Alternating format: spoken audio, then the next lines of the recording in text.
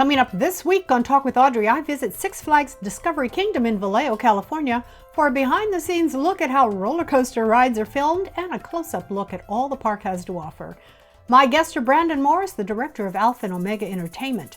He gives us a glimpse of behind-the-scenes tech that allows viewers to experience roller coaster rides in virtual reality.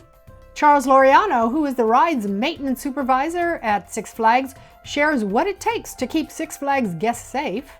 And Nancy Chan, park spokesperson, provides an overview of all the attractions the park has to offer.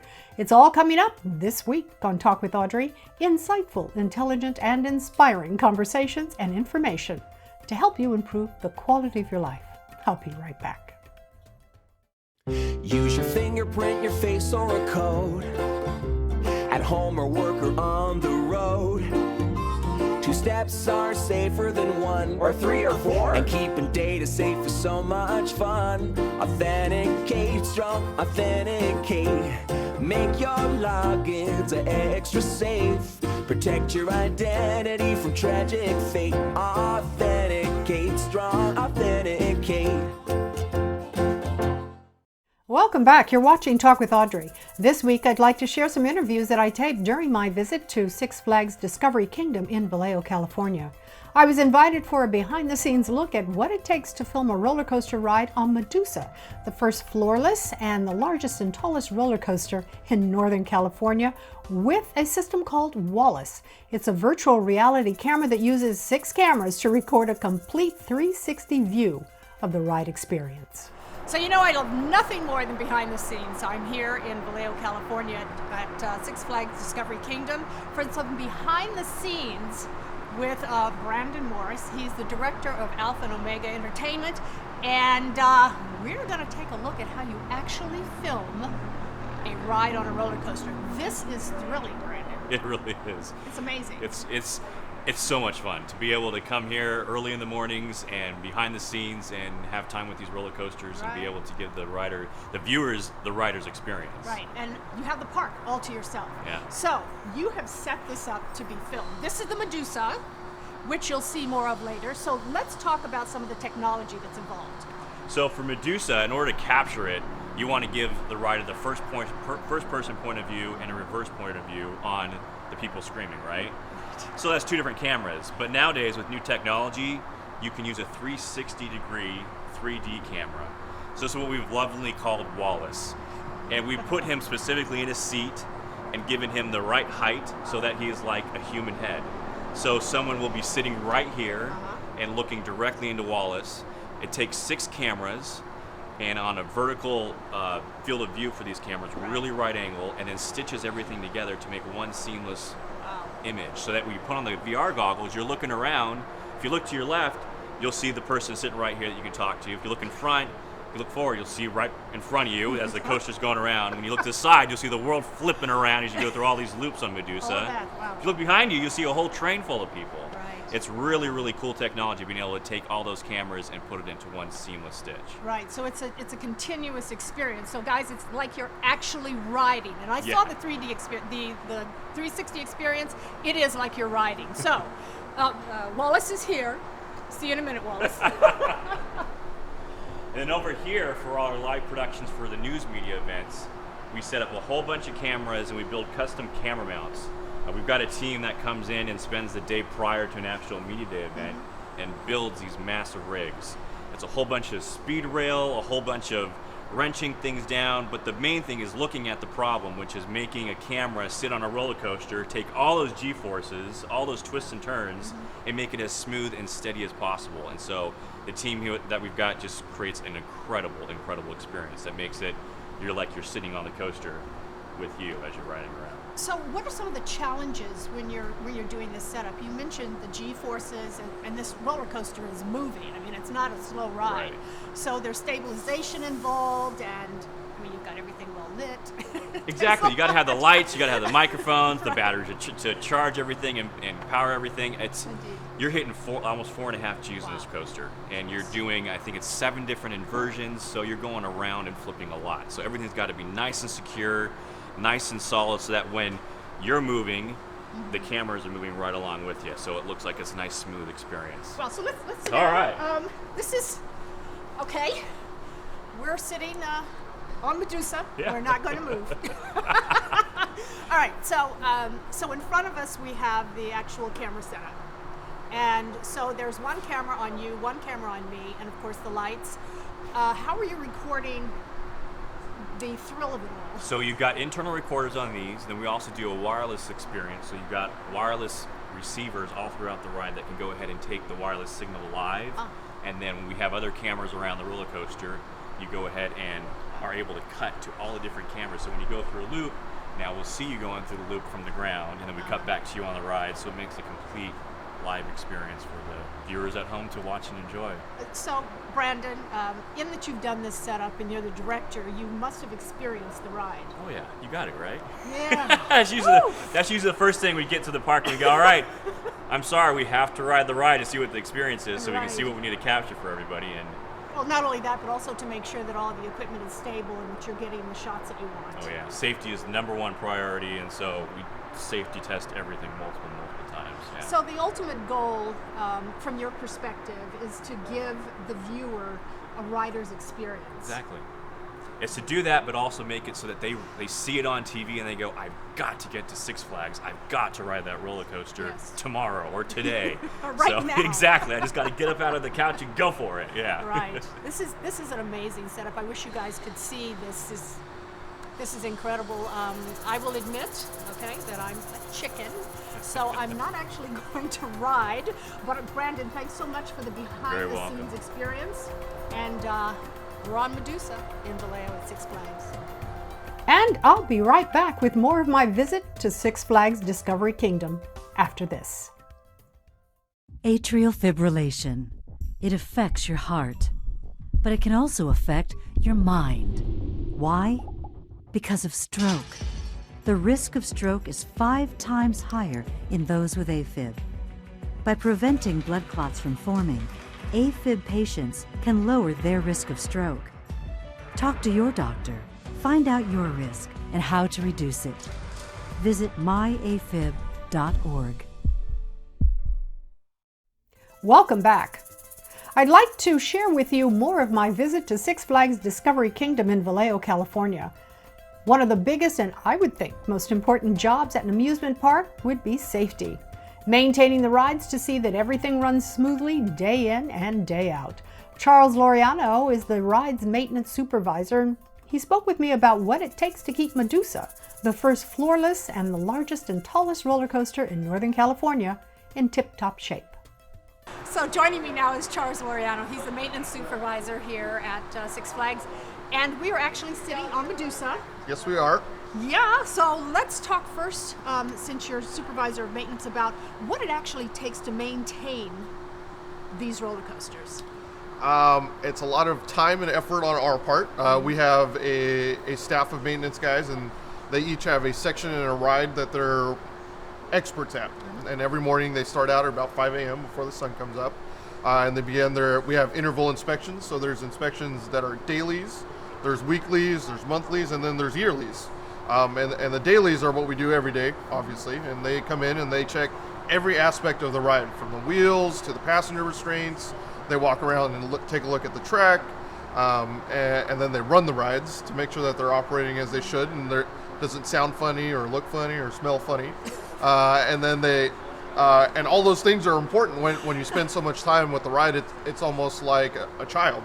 You know when your child is sick. You know when your child is angry, doesn't like something. It's exactly like that. You know when the ride isn't behaving the way that it should. Wow. So the mechanics are able to take all that information and then make changes or repairs to the rides. And then from that point, they turn it over to operations. And at this point, it's 9:30, 10 o'clock in the morning, or before even the first guests show up, and they have their portion of the inspection as well. And then we open up to the guests. So it's a very strategic and purposeful inspection every single morning. Wow. So a lot goes into maintaining these rides. So let's talk about this baby specifically, Medusa. What does she do? So Medusa it was the first floorless coaster here in California. It's Northern California's current tallest and fastest roller coaster. 150 feet, 65 miles an hour. We do 7 inversions. There's a world's only sea serpent roll in there. 4.5 Gs, and just about 3.5 minutes of ride time. Wow. It's a big ride. And, okay, so through all those loops, Medusa is going how fast? We reach a top speed of 65 miles an hour. 65 miles an hour. Okay, so we're actually sitting on Medusa, and the seats are very comfy. And I assume that this pulls down. Yes. Okay, strapped in. Yep. These little bars up here you hold on to for dear life. Right, or you put your hands up, whichever you prefer. Put your hands up in the air and act like you just don't care. Yep, I like Got that. it. I like that version personally. Okay. And so how often do you actually ride the ride? We have folks who ride the ride every day as part of the testing procedure. Right. I like to ride the rides whenever I get a chance, so probably about once a week I'll hop on a ride, maybe this ride or another one in the park, just to see how it's doing. So when you're riding Medusa, what does it feel like? What's from your perspective? Tell us about the experience. Well, it is a floorless coaster, so right now there's a floor underneath us, and before the ride moves, the whole floor drops away. So it's kind of like flying around in a seat. It's a lot of fun, and obviously there are 7 inversions, and there are a couple of my fan favorites out there as well. So. Really? Okay. Do you a favorite inversion? Favorite inversion, And yeah. which one is that? That is the third one, the 0G roll. It kind of tosses you around, and you experience weightlessness for a split second before the train dives back down towards the ground. Got it. And the ride experience, do you like it, say, in the very front, the middle, or the back? My favorite is in the very back. Okay, why? Because it's, as you go over the top of the drop, you're already going at a maximum speed, versus the front, you kind of crest over the top. Woo! All right. Well, I've already told you I'm a chicken. So I'm not going to take this ride with him. I'm going to ask Brandon over there to come and have a seat. And they're going to talk to me while they're on the ride. Woo! Come on, Brandon. Thanks, little Joe. You're welcome. Have you sure, fun. You sure you don't want to ride? Are you sure? Come I'm out. on. All right. Come on. We'll take them for the team, Charles, right? All right. All right, so now you know I chickened out when I was offered a chance to ride Medusa, but Brandon and Charles, both roller coaster enthusiasts, offered to ride for me and share the experience. I'll be right back with their experience after this. Hey, did you hear about Jen? No, what happened? She posted something she really shouldn't have. See? Oh, that is so not cool. What was she thinking? Well, she can't take it back now. But what if people at school find out? Oh, she's going to be in big trouble. Stop and think before you connect. Sharing online is serious business. Learn how you can stay safe online at dhs.gov/stopthinkconnect. I'd like to invite you to follow Talk with Audrey on Twitter and on Facebook. Simply visit talkwithaudrey.com, where you can also sign up for my free weekly newsletter and for access to exclusive web content and information about upcoming shows. Visit talkwithaudrey.com. All right, so I promised you a behind-the-scenes look at what it takes to film an authentic roller coaster ride and what it takes to maintain the rides. I tried to get up the courage to ride Medusa, but thought better of it when I realized that I was absolutely terrified. So thankfully, Brandon and Charles offered to ride for me and share their experience. While you're watching, be sure to check out the view. Well, Audrey, here we go. We're climbing 150 feet now to the top of the lift. We can see the entire Six Flags Discovery Kingdom from up here. If we can see backwards, if you climb it, you can actually see the Golden Gate Bridge on a clear day like today. That's a real thing. I'm not making that up. Wow, really? I promise you. Wow. From this point right here, if you turned around, you can see the Golden Gate Towers. All right.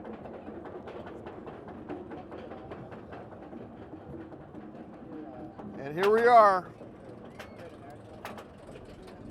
150 feet, 65 miles an hour. Woohoo! Yeah! Woohoo!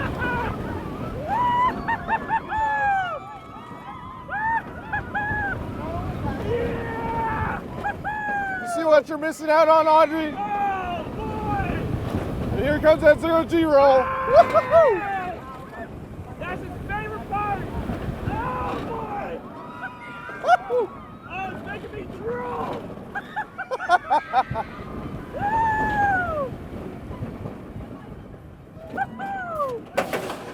Two more to go. Woo! And here comes the 7th inversion. Oh, woo!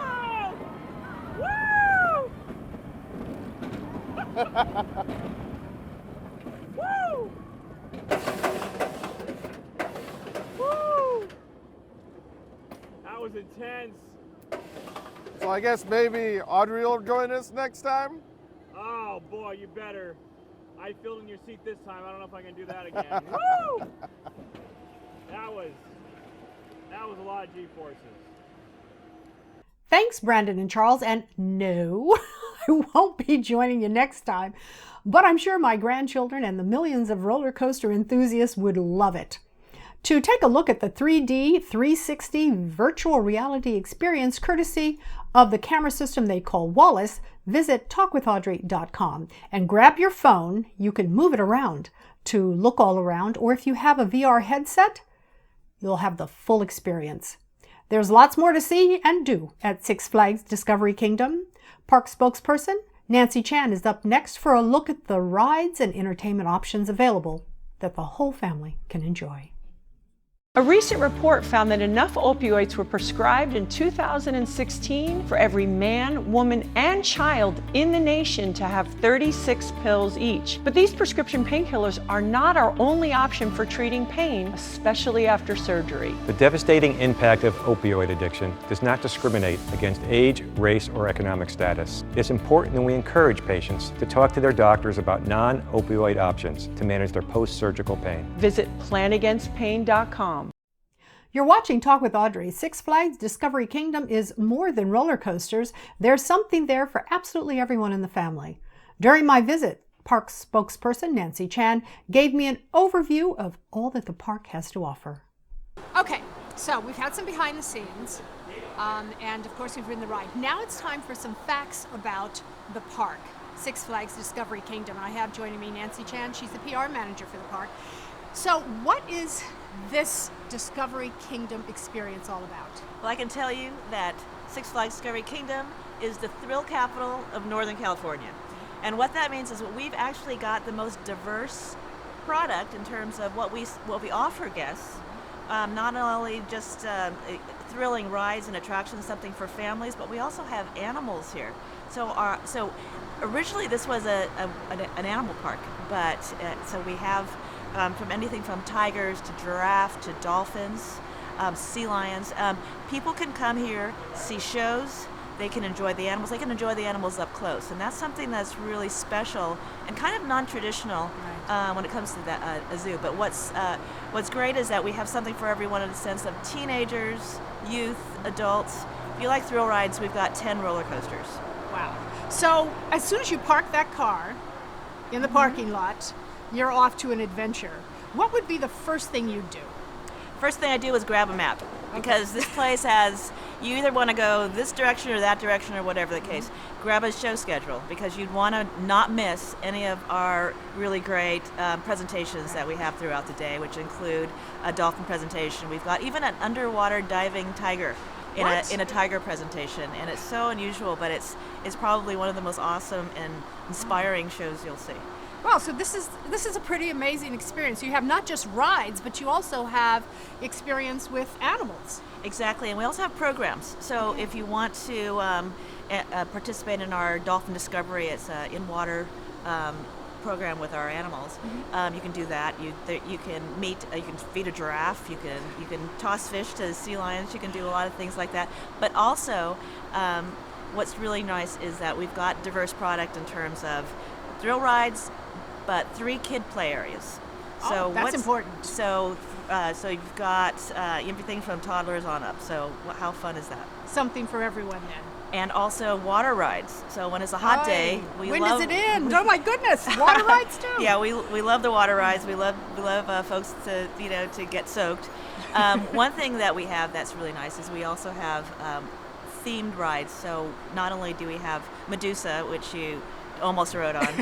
But we also have Superman Ultimate Flight, which is a super launch coaster. We've got the Joker, which is a hybrid wood and steel coaster, one of the popular rides in the park. And we've got other rides that aren't coasters, that basically a giant pendulum swing, a big swing ride like Sky Screamer. So a lot of entertainment to last for days and days, actually. And you see, you have something for me. I think I'm sort of the kiddie ride. You know, we have starter coasters. Okay, that's what I need. I need the starter coaster, and I need to work up to Medusa. But we've got the animal presentations, and I think that would, unless you don't mind getting splashed by a dolphin, you're fine. Right. So the park experience is something that lasts all day. I understand the park is open 365 days. No, we're actually open year-round, but throughout the summer, but on weekends and special days throughout the year. Got it. So, but we are open, considered year-round, but that's because we have our great events that take place all around the year. So not only July 4th Fest, but we've got Fright Fest, which is a whole month long of real horror and scary things, mazes. And we have Holiday in the Park, which is a really spectacular, nighttime event, basically, that you just see amazing light shows and things like that. So it's an amazing opportunity. Come on out. Nancy, let's go take a look at the park. All right, let's do that. I'm going to take a quick break, and when I come back, I get closer to Medusa. I think it starts this momentum toward, I can do this. I now know what's needed to be a leader, to be successful. As a young girl, to see and be influenced by a successful, confident woman, to have her show me that I could be that I could be her one day, that was a sea change for me. That's why Junior Achievement. Now I'm that volunteer. I'm empowering that next girl. Welcome back. Here on Talk with Audrey, we cover a wide range of topics including business, finances, self-improvement, current events, health, and also helpful lifestyle tips. Right now, I'd like to share with you a segment from a previous episode with some advice on travel. Enjoy. Joining me, travel journalist Patricia Schultz with her top trips and tips for women travelers and what all women should know before they hit the road. Thank you. Thanks very much. Thanks for being here. There's a Travel Industry Association survey that found that an estimated 32 million single American women traveled at least once in the last year. What did the survey reveal about why and how women travel? Well, certainly none of it came as a surprise to me because I've been doing it since forever. But the guided vacation company Trafalgar, who has been doing this for decades and is as passionate about travel as I am, they've understood early on what we all have, which is that travel is easy for us, really, as Americans with passports and able to get visas, that travel is inspiring, it's an education, it opens up your head and your eyes. It really, that old expression, how it widens your horizons. Well, it truly does in every sense of the word. So women are traveling independently solo. They're traveling independently, but with guided groups or vacations. And they're traveling more often and farther afield. Gone are the days when you would just take a bus into the closest large town, but they're getting on planes, they're traveling to the other side of the globe, and they're traveling, I think, with a greater understanding that the independence that travel promises, the sense of how it emboldens us, it empowers us, it makes us more courageous and brave, and all of these things that you learn in life lessons that you bring with you into the future. Tell us about some of the new unique travel experiences. I think the very fact that women are striking off and on their own, whether you go with a group, there are so many companies now that will waive single supplements. There are cruise ships that are incorporating more single cabins. There are companies that provide specialized thematic departures, if food or writing or art is your thing, if Italy is your destination. They're acknowledging that there are more women traveling, and the possibilities and the offerings, I think, reflect that. There are many places here in our backyard. It doesn't need to be extravagant and expensive, and so many not just women, Americans don't even hold passports. It's something that has always astonished me. But there are so many possibilities here in our backyard, just in the States, whether you're visiting national parks for all of the natural beauty we have, or for the music festivals, or ideally to go overseas, because I like to encourage women especially to kind of mix it up. Well, being a woman myself, I've got to ask you, what are your top 5 tips for women travelers? I think number one is to acknowledge that fear is not a bad thing. You know, embrace the fear. I've always just seen it as excitement or even an exhilaration. So if you're fearful, you know, I always am, you know, you're leaving everything that's comfortable. You're leaving everybody who speaks English. You're leaving your little comfort zone. So, you know, forget the comfort zone. Not much happens there. And get out the front door. I think you should do your homework ahead of time to just wing it and, you know, depend upon serendipity, and flexibility is also a wonderful thing. But I always have, for example, my hotel booked in advance. I like to know that I'm going to have a place to park my suitcase at the end of it all. Understand a little bit about the destination. I do an awful lot of research online, and I actually read books. But there's so much to have just on the internet as well. It can be a little bit overwhelming. But understand what the neighborhoods are that might be a little dicey that you want to avoid, and know what the attractions are. I mean, you may only have a limited amount of time. Do you want to leave town without having seen all of the good stuff? So be prepared, and then, like I said, leave a certain degree of flexibility for serendipity, because they say that serendipity is the best tour guide. Wonderful. Where can people go for more travel information? To the website trafalgar.com, everything you need to know. Thanks so much for joining me, Patricia. Happy travels. Thank you. Thank you very much. You too, Audrey. My visit to Six Flags Discovery Kingdom was an adventurous experience. My thanks to Park Spokesperson Nancy Chan, Rides Maintenance Supervisor Charles Loriano, and Director of Alpha and Omega Entertainment Brandon Morris for the opportunity to go behind the scenes. And even though I didn't ride Medusa, they gave me one last opportunity to get up close and personal. Here it is. And that's it for this week's show. I'm Audrey Adams. Thank you so much for joining me here at Six Flags Discovery Kingdom in Vallejo, California. We'll see you right back here next week for more insightful, intelligent, and inspiring conversations and information. See you next week.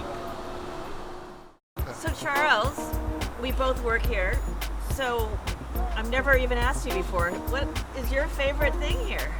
My favorite thing's gotta be coming in first thing in the morning before the park opens and seeing everything quiet and the rides running with no people on them, and watching the day ramp up, and then at the end of the night the opposite as it ramps down and it becomes quiet again. And it's like a complete life cycle in one day. That's my favorite part. And yours? Well, it's got to be the animals. I mean, I really love to just go over to Seal Cove and watch the sea lions and harbor seals just swimming around with basking in the sun. It's just the best thing ever. So I wish that's what I could be doing. You know, and we would love everyone to come out and see us, and especially Audrey. I'm so glad you came out and could ride Medusa. Oh, never mind. That didn't happen. Next time?